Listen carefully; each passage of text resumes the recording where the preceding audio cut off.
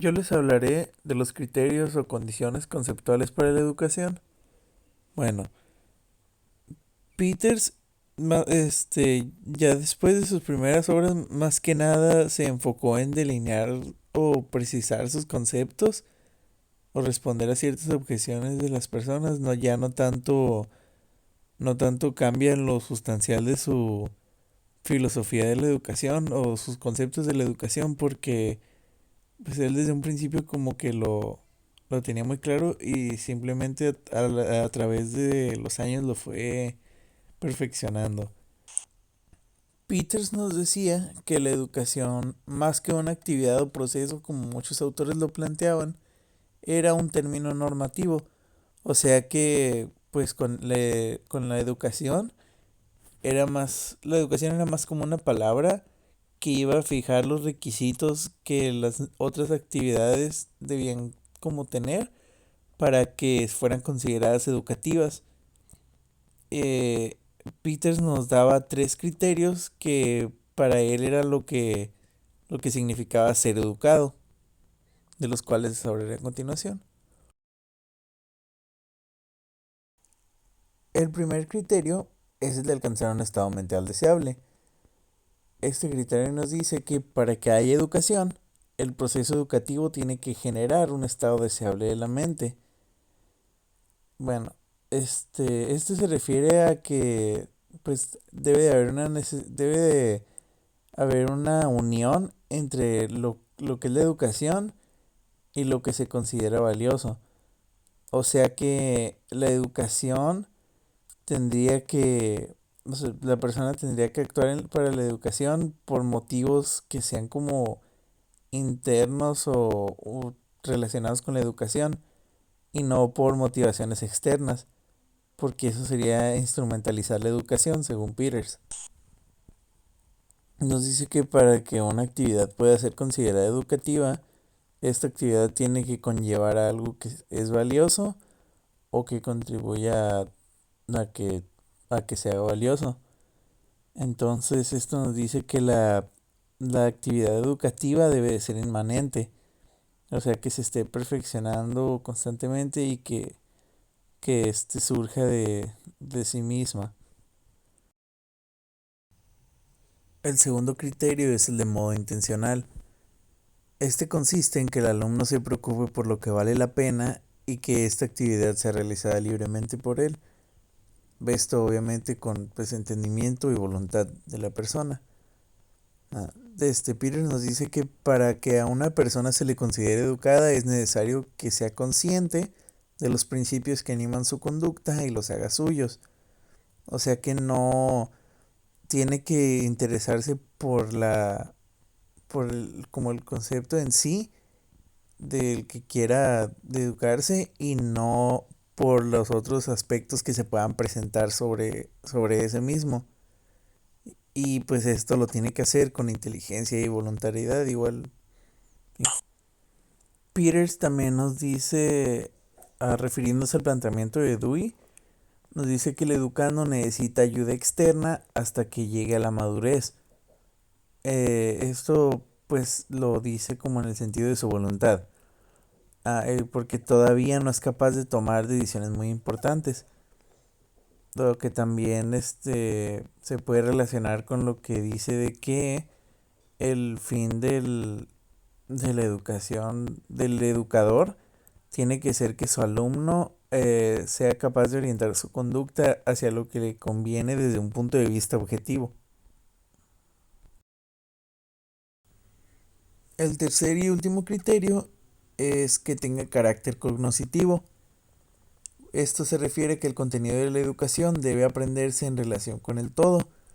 O sea que no debe solo reducirse a una perspectiva muy limitada, sino que debe de ver lo que hace dentro de como pues de un todo en un marco coherente de vida. Esto está muy relacionado con esto y es muy similar a lo que dicen otros conceptos sobre la educación en la perspectiva cognoscitiva. También nos dice que en la educación van a involucrarse principios o normas de procedimiento que son pues morales. Y estas normas morales los maestros no los pueden poner en disputa. Tienen que respetar la forma de pensar en esos aspectos de su alumno, que principalmente se refiere como a pues formas de actuar, pensar, sentir o pues o su gusto. Dentro del criterio cognitivo se distinguen dos dimensiones. La primera sería pues el criterio, que son los conocimientos de la persona educada.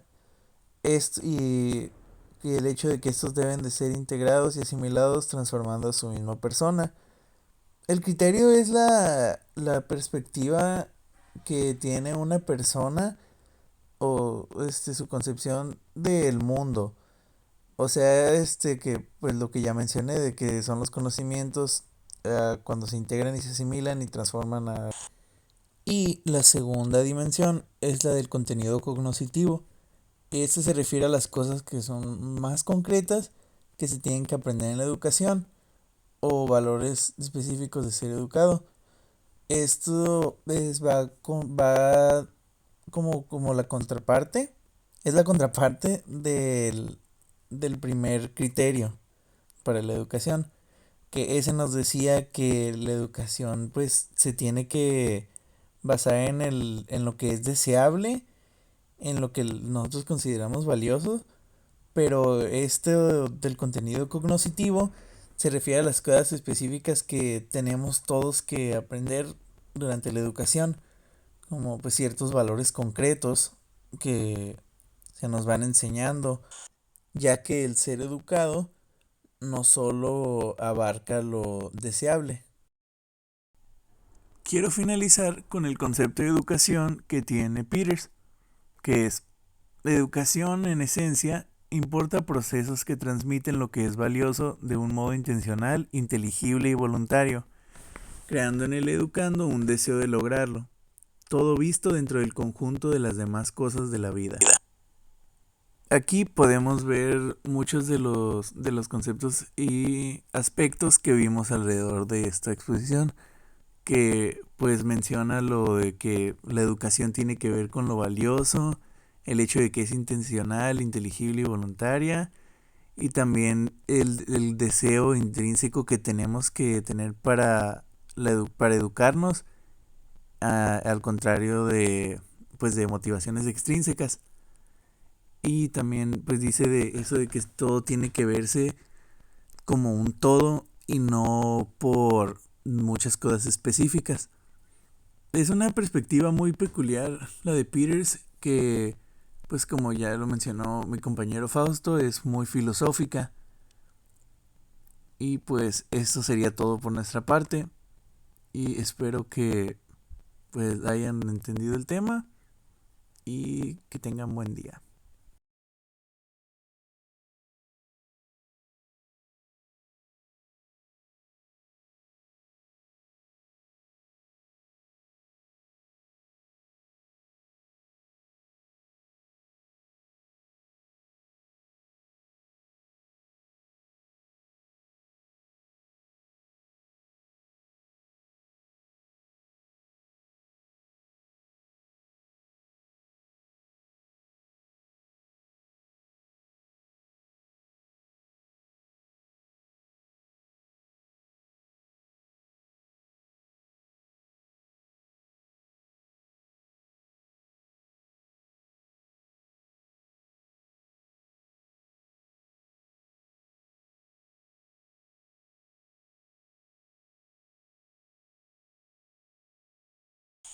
Gracias por su atención.